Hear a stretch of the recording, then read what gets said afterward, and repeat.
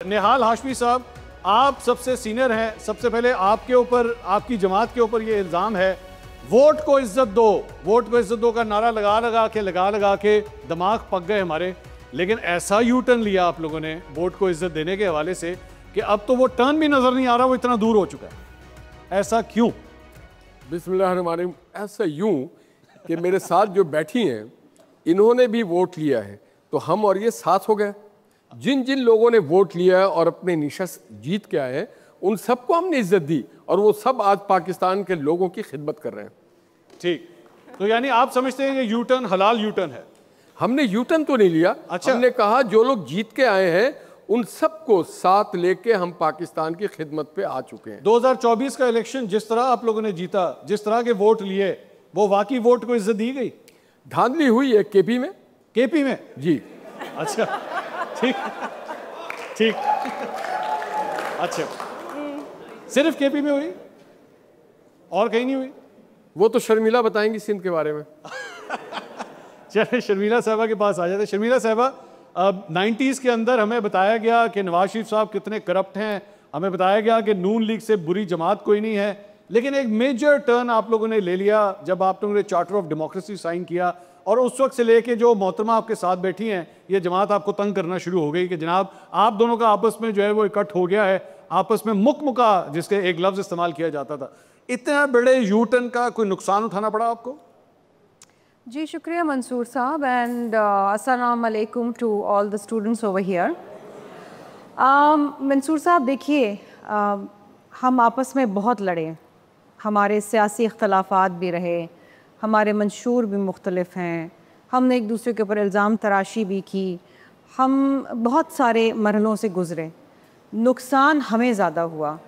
हमारी लड़ाई में एक तीसरी कुव्वत आके फ़ायदा उठाती थी और आके हुकूमत पे बराजमान हो जाती थी।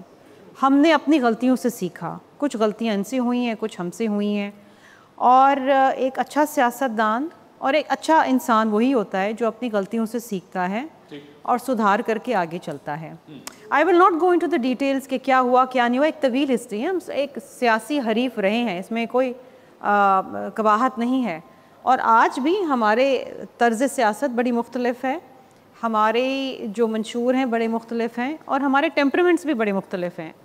लेकिन जब हमने ये देखा कि हम अब जब आपस में लड़ते थे और लिटरली एक दूसरे की टांग खींचते थे तो जमहूरियत को नुकसान पहुंचता था।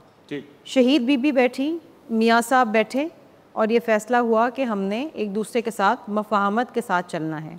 हम एक दूसरे की जमात में ज़म नहीं हुए, लेकिन हमने मफ़ाहमत के साथ चलना है।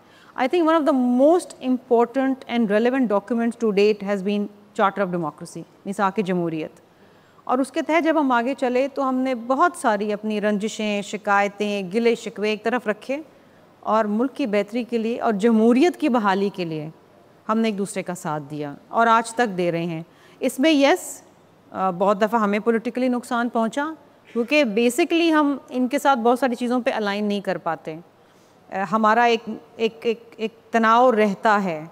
लेकिन जहाँ तक प्रिंसिपल्स की बात है, पीपल्स पार्टी प्रिंसिपल्स पे कॉम्प्रोमाइज़ नहीं करती, लेकिन कौमी सलामती पे, मुल्क की सॉवरेनिटी पे, वहाँ पर हम एक दूसरे के साथ हैं। देयर इज़, उसमें कोई सियासत नहीं है।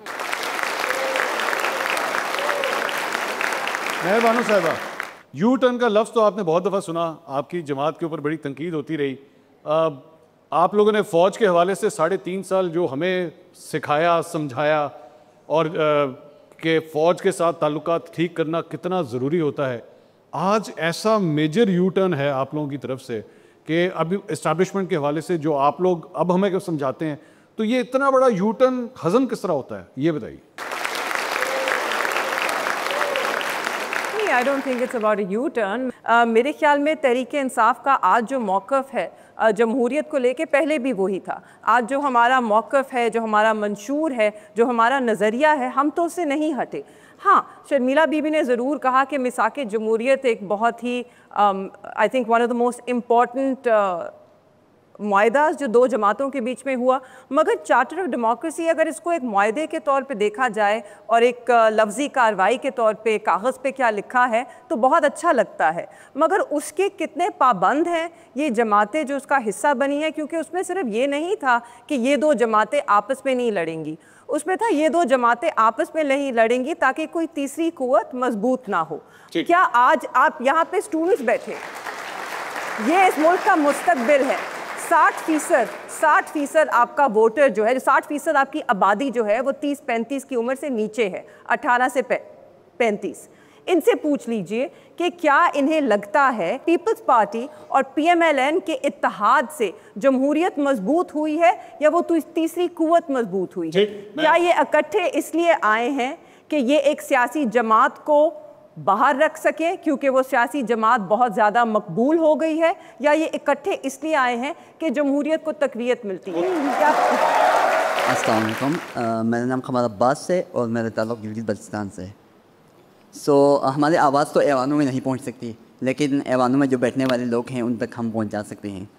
मेरा सवाल ये है कि क्यों ये तीन पार्टी जो सियासी हुक्मरान हैं जितने भी पाकिस्तान के, क्यों गिलगित बल्तिस्तान को जो है ना दीवार से लगाया जाता है? क्यों हमें जो है ना झूठे दिलासे दिए जाते हैं? जब बात आती है दरिया सिंध की, K2 की, नंगा पर्वत की, राका पोशी की, तो ये सब पाकिस्तान का है, लेकिन वहाँ के 23 लाख आवाम जो है ना पाकिस्तान के नहीं है। नियाज़ साहब आपसे सवाल है गिलगित बल्तिस्तान के हवाले से। जी, ये बहुत ही ठीक और टाइमली इनका सवाल है, करना भी चाहिए था। जब 1948 में हम UN गए थे कश्मीर के इशू पे, तो उस वक्त जो लीडरान थे उन्होंने GB को भी कश्मीर के साथ नथी कर दिया था। अब चूँकि वो एक इंटरनेशनल फोरम पे एक डिस्प्यूटेड टेरिटरी के तौर पे दिया गया है, तो इसलिए एक टेक्निकल सा नॉकआउट है। अदरवाइज़ GB के लोग और GB उतने ही पाकिस्तान का हिस्सा जितना कराची या सिंध है। मैं एक बात कह दूं, हमारे दौरे हुकूमत में जब हफीज़ुर रहमान साहब इक़्तिदार में आए तो उससे पहले GB रहने की जगह नहीं थी, बहुत ज़्यादा कत्ल व गारतगिरी था, और ये नौजवान इसकी तस्दीक करेगा कि हमारी हुकूमत 5 साल में एक कत्ल नहीं हुआ। जी, अस्सलाम वालेकुम, मेरा नाम निज़ार करीम है और मेरा भी ताल्लुक़ गिलगित बल्तिस्तान से है। तो मैं आपसे ही मुखातिब हूँ सर कि आपने जो अभी कोट किया है यहाँ पे कि गिलगित बल्तिस्तान में आपकी हुकूमत से पहले बहुत कत्ल व गारत थी, तो आपको एक चीज़ करेक्ट करा दूँ कि गिलगित बल्तिस्तान पाकिस्तान का वाहिद पुरअमन इलाका है जिसको आप जो है ना सॉफ्ट इमेज बना के पाकिस्तान को प्रमोट करते हो, पहली बात, ठीक है। और दूसरी बात, आपको एक और चीज़ आपको करेक्ट करता जाऊँ कि आपके ही हुकूमत में जो आपके मोहसिन नकवी साहब हैं, इन्होंने हमें कहा था अगर गिलगित बल्तिस्तान का कोई भी नौजवान PTI के किसी भी धरने में रोड पे निकलेगा हम इसको दहशतगर्दी डिक्लेयर करेंगे। तो आप हमें ये कहते हैं कि गिलगित बल्तिस्तान के अवाम इतने ही पाकिस्तानी हैं, तो आपकी इतना कंट्रोवर्सी क्यों है आपके बीच? Thank you. इसके जवाब मेरे ख्याल से मोहसिन नकवी साहब ज़्यादा बेहतर दे सकते हैं। मैं उनको आपका पैगाम पहुँचा दूँ। जी, नेक्स्ट क्वेश्चन। मेरा निहाल हाशमी से सवाल है कि हमने आपकी देखा था कि जब पनामा का फैसला आया था तो आपने एक वॉइस के तौर पे खड़े हुए थे PMLN की तरफ से कोर्ट के फैसलों के ख़िलाफ़।